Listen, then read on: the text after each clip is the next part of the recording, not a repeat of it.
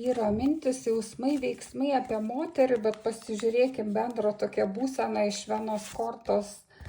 Taigi matosi, kad vyro tokia bendra būsena, noras sukurti santykius, kad čia matosi du tie krantai ir kažkokia kuriama žemė, tai vieni jau sukūrė tos santykius, kiti yra naujose santykiuose, bet vyro tokia būsena, noras sukurti gražią tokią žemę, kad gera būtų tai abiems toj žemėj naujoj ir kokiosgi dar mintis pasižiūrėkim. Taigi, kažkodėl korta apsivertusi, tai yra 3 monetos, matosi, kad mintis tai, kad nepavyksta kažkokių pamokų jums praeiti, nes čia yra ir apverstų kortų, taigi norisi sukurti tą žemę, bet kol kas nepavyksta bendradarbiauti. O kokie jausmai?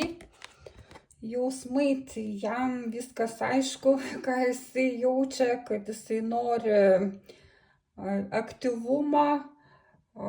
Kažkodėl man pasirodė, kad tai yra saulės korta, bet tai yra kantrybės korta. Tai matosi, kad turbūt ir ta saulė čia reiškiasi, bet taip pat ir kantrybė, kad norisi veiksmo, bet ne viskas vyksta taip greitai ir yra kažkoks lyg tai stabtelėjimas, vidinis kažkoks jausmas, kad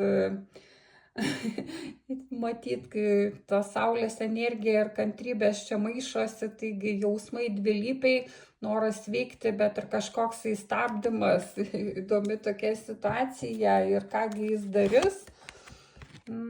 Matosi, kad darys kažką, kad viskas vyktų atsargiai, neskaudinant savęs ir kito, kad vyras patyręs kažkokių nemalonių situacijų meilės toj plotmėj, taigi bus atsargus, nenori skaudinti ir kad jisai, matosi, lėtai keliaus į priekį, lėtai atsargiai ir kad dalinsis lygiaverčiai, tiesiog bus atsargus, atidus,